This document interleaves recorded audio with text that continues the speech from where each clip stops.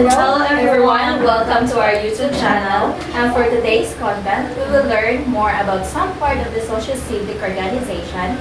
And here, we will be interviewing Mr. Rubin Kulpa, a public health nurse, a city health office spokesperson, and a health education and promotion officer. Good afternoon, sir. Good afternoon. How are you today, sir? Great, even if it's raining, but I'm still doing good. That's good to hear, sir. And so here are some questions, sir. So the first question is, what is the background of your organization?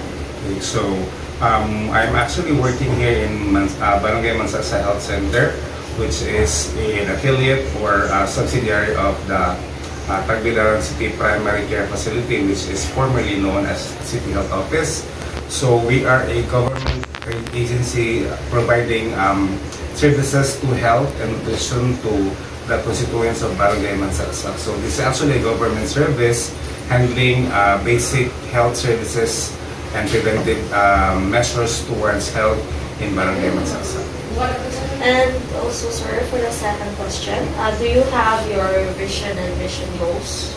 Yes, we actually have our vision and mission that's actually being used in the City Health Office. So for our vision, it is the City Health Office is a competitive and committed organization equipped with efficient, effective, and capable personnel with passion to deliver holistic and quality healthcare services to the Tagbilaranans. And for our mission, it is being able to ensure equitable and accessible quality healthcare through the implementation of the different health programs in the context of primary healthcare in partnership with the people.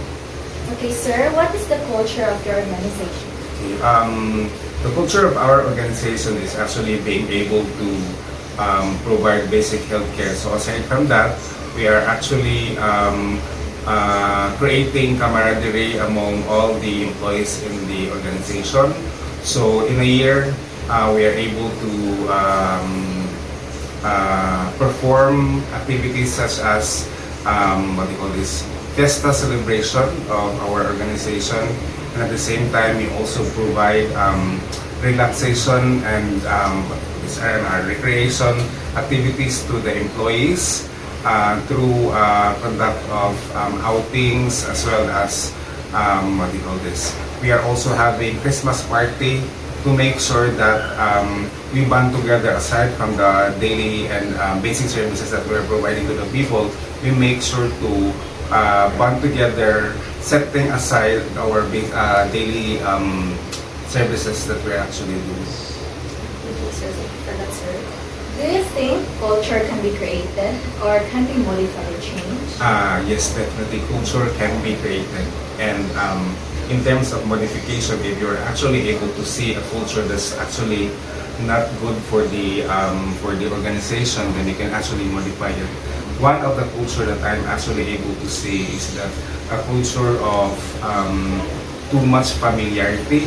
So if you're actually able to have a too much familiarity culture, the bad thing about it is that respect is actually being taken for granted.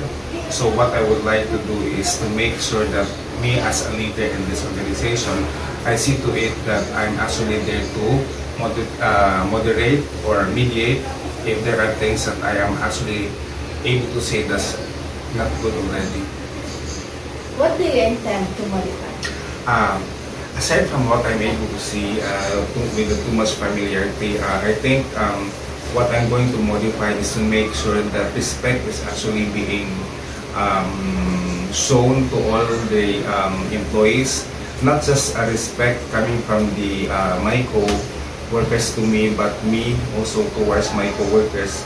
Is because they have this mindset, they have this culture that if you are the leader, you're always right at all times, but it's not. So it's going to be a symbiotic activity, meaning to say that I learn from them, they learn from me. So another thing is also with the culture that I am embracing with them, the culture of having a bonding together. So what I'm going to do is to make sure that it's going to be retained, but the thing is that it's not going to be because there is this mindset that if I'm the leader, I'm the one spending for them. Yes, actually, that's actually what I'm doing to them. But if I'm going to do that all the time, maybe it's not good because they will take advantage of it. Or it could be that I don't know what will be the right term, but it might be that aside from being taken advantage of, it's just that I don't want it to happen because that might be a thing for a discussion or a thing for us that it might be a cause of chaos or what do you call that? Rift, or what's the other term for it? Problem. I don't know. Something like that. I don't want it to be a reason for us to have a I forgot the term, but in Bisaya, I think it might be a reason for us that mag-away. Conflict. That's the word. So what I'm going to do is to make sure that I mediate, and then I see to it that there is going to be a balance between if it's going to be good for me and if it's going to be good for them. Okay, so sir, that's it for the question for our interview. We learned a lot for today, and thank you so much for sparing your time with us. And I hope also the viewers learned something from the part of the Socio-Civic organization with the interviewee, Mr. Rubin Kota. Thank you so much. Thank you so much.